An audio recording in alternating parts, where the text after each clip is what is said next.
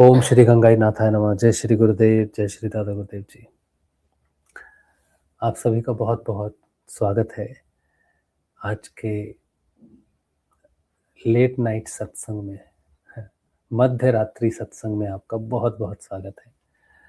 और ये लेट इसलिए हो गया क्योंकि मुझे समय नहीं मिल रहा सत्संग करने का समय।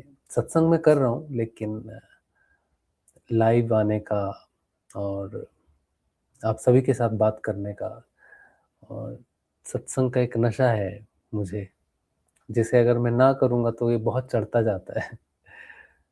तो ये बहुत ज़रूरी है। मैं आवाज़ देख लेता हूँ क्योंकि लेट नाइट है तो शायद कोई नहीं आएगा इस समय। सुबह देखोगे आप लोग।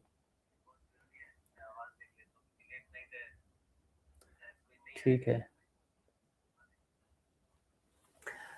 तो आज का जो सत्संग है यह है सावित्री महाकाव्य का महत्व मैं बताना चाहता हूँ सभी साधकों को जो साधना करते हैं।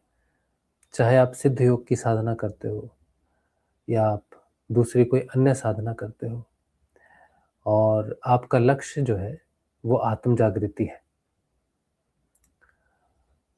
अगर आप आत्म जागृति के पथ पर हो और आपका लक्ष्य आत्म जागृति है, स्वयं को पाना है, तो सावित्री महाकाव्य जो श्री अरविंदो ने लिखा है वो आप सभी के लिए बहुत महत्वपूर्ण है। सभी के लिए बहुत महत्वपूर्ण है क्योंकि श्री अरविंदो ने सावित्री महाकाव्य के बारे में ये कहा है कि उन्होंने सावित्री स्वयं के लिए लिखा है, और ये कोई कविता नहीं है बल्कि एक योगी की आत्म यात्रा है। श्री अरविंदो सावित्री के विषय में कहते हैं कि मैंने चेतना के उच्चतर स्तरों में आरोहण करने के लिए, यानी कि चेतना के उच्चतर स्तरों में उठने के लिए सावित्री को स्वयं के लिए लिखा है, और उनके लिए लिखा है जो आत्म चेतना की यात्रा में है। ये उन्होंने अपने एक पत्र में लिखा है। ऋषि अरविंदो कहते हैं कि सावित्री मैं साधारण मनुष्य के लिए नहीं लिख रहा। अगर मैं साधारण साधारण मनुष्य के लिए कुछ लिखता तो सावित्री नहीं लिखता। यहाँ पे साधारण मनुष्य कौन है? वो जो आत्म चेतना की तरफ अग्रसर नहीं हो रहा है, जो साधनरत नहीं है, साधना में नहीं है, उसके लिए सावित्री शायद महत्वपूर्ण ना हो, क्योंकि ये तो आत्मा की यात्रा है ना।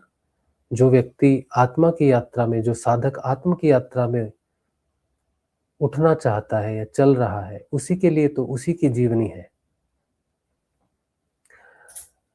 मैं पिछले 6 साढ़े 6 साल से मैं सत्संग कर रहा हूँ गुरु के विषय में, आत्म चेतना के विषय में, और त्रिगुणातीत ध्यान, आज्ञा चक्र, हृदय चक्र, इन सब विषयों पर लेकर मैंने पिछले कई वर्षों में मैंने सत्संग किए हैं।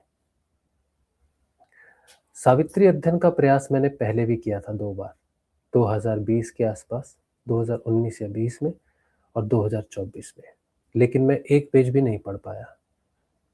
मैं इसलिए नहीं पढ़ पाया क्योंकि सावित्री को सिर्फ पढ़ना नहीं है, पढ़ने के लिए नहीं है, बल्कि सावित्री हमारे जीवन की यात्रा है, साक्षात्कार की यात्रा है। अगर आपने अपने योग में, अपनी साधना में साक्षात्कार किया है तो सावित्री महाकाव्य आपके लिए है। एक और बात मैं कहना चाहूँगा कि समय बड़ा बदल गया है, बहुत बदल गया है। सावित्री बहुत उच्चतर स्तरों पर होने वाला योग है, एक प्रकाशमय योग है, एक अतिमानस की चेतना से प्रकाशित महाकाव्य है। लेकिन अब मेरे जैसे साधारण व्यक्ति को अगर सावित्री महाकाव्य का अध्ययन करने का अवसर मिल रहा है, तो इसका मतलब है कि ईश्वर की कृपा से उस प्रभु की कृपा से समय ऐसा आ गया है कि सावित्री बहुत नीचे के स्तर तक उतर गई है, ताकि हम जैसे साधारण साधक, जिनका योग में अभी बहुत लंबा समय नहीं बीता है, वो भी सावित्री का अध्ययन करके अपनी साधना को समझ सके। बहुत बहुत नीचे तक प्रकाश उतर गया है पृथ्वी के ऊपर में। हमने सावित्री अध्ययन इस मई महीने में ही शुरू किया है। अभी तक हमने उसके 3 अध्ययन किए हैं। रविवार को 7:30 बजे अध्ययन होता है, 1 से 1.5 घंटे का होता है। 3 एपिसोड हुए हैं उसके। और 70-72 के आसपास साधक हैं जिन्होंने सावित्री के अध्ययन में भाग लिया है। सावित्री, क्योंकि मैंने इसको एक एक ऐसा समझिए कि एक ऐसी लक्ष्मण रेखा में शुरू हुआ है सावित्री, कि इसे पार करना थोड़ा कुछ लोगों के लिए मुश्किल है। ये भौतिक संसार जो है, ये अर्थ को बहुत महत्व देता है, धन को बहुत महत्व देता है। धन कई लोगों को अंधा कर देता है।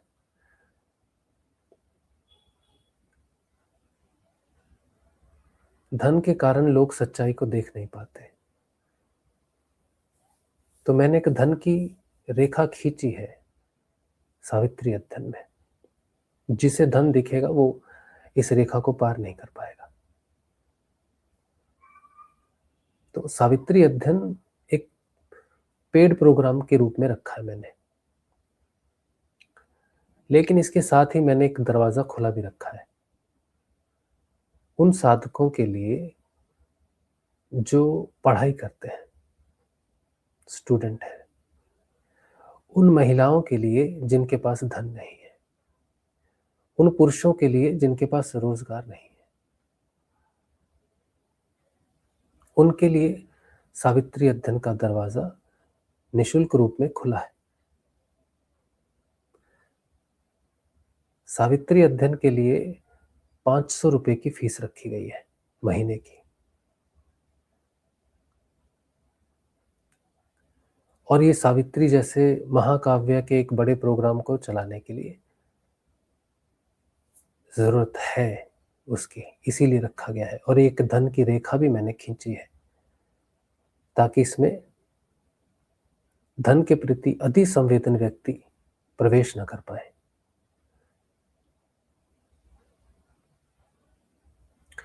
सावित्री महाकाव्य के 2 अध्ययन में आपके साथ, 2 सत्संग में आपके साथ शेयर करूंगा, सभी के साथ, ताकि आप देख सकें कि सावित्री अध्ययन कितने उच्चतर स्तर का सत्संग है। शनिवार, शुक्रवार 28 तारीख दोपहर 12 बजे सावित्री का पहला सत्संग जो है उसका मैं प्रीमियर करूंगा। और सावित्री सत्संग का जो दूसरा भाग है उसका प्रीमियर शनिवार को दोपहर 12 बजे होगा। और रविवार को अगर आप ये दोनों अध्ययन देखते हैं तो आप इस प्रोग्राम में एनरोल कर सकते हैं। मैं फिर से बता देता हूँ, सावित्री अध्ययन एक पेड प्रोग्राम है। इसके लिए एक फीस रखी गई है और भारतीयों के लिए जो फीस है वो 500 रुपये है। और जो NRI है, विदेशी हैं, विदेश में रहते हैं, उनके लिए $20 की फीस रखी गई है। और ये मैं बहुत सोच समझ के और पूरे होशो आवास में इसे सत्संग के प्रति जागरूक होके ये सब कर रहा हूँ।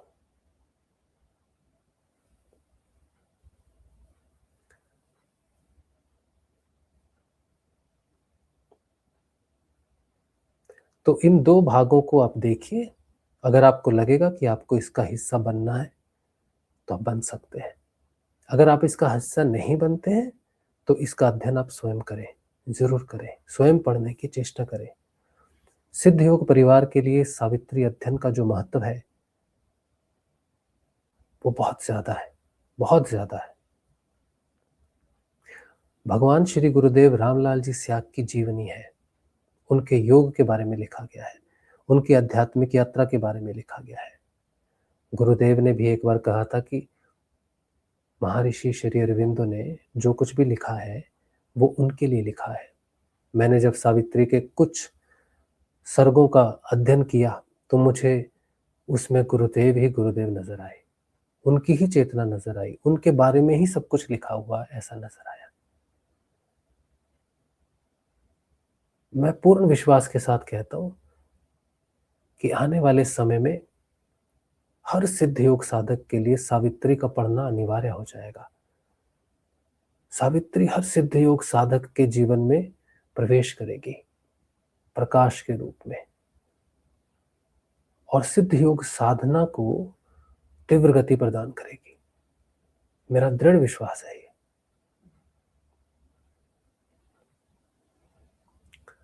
तो मैं यही कहना चाहता हूँ आप सभी से कि हम आगे बढ़ गए हैं बहुत। सिद्ध योग साधक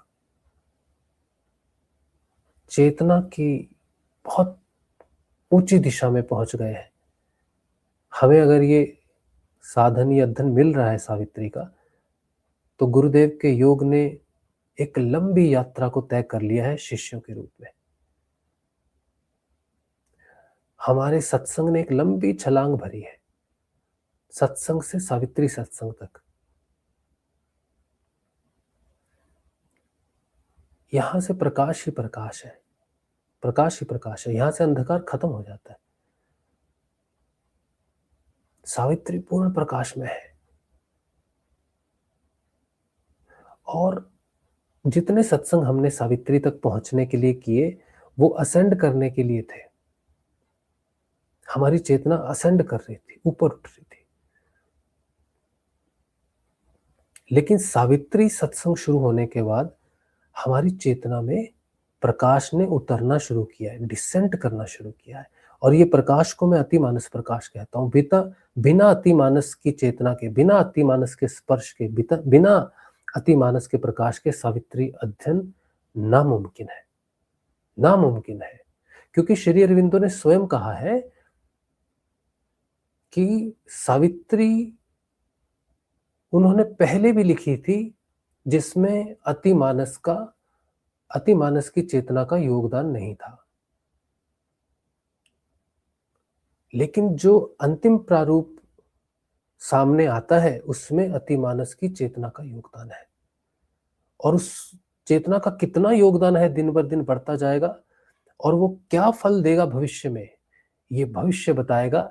ऐसा श्री अरविंदो ने लिखा है कि अतिमानस की चेतना से लिखी हुई सावित्री का भविष्य में क्या फल मिलता है, ये भविष्य के गर्भ में है, यानी कि आज हमारे वर्तमान में है। ये बात उन्होंने लगभग 80 वर्ष पहले कही थी,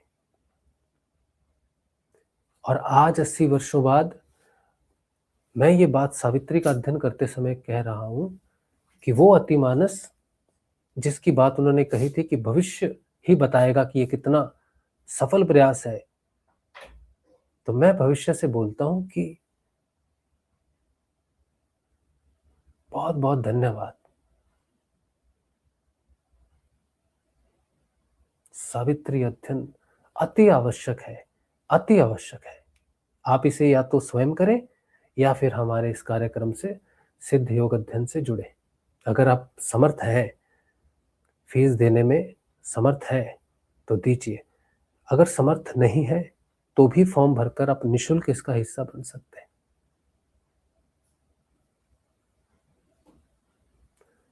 मैं आपके उज्जवल योग भविष्य की मंगल कामना करते हुए आपको शुभकामना देता हूं कि आप सावित्री का अध्ययन अपने जीवन में अवश्य करें।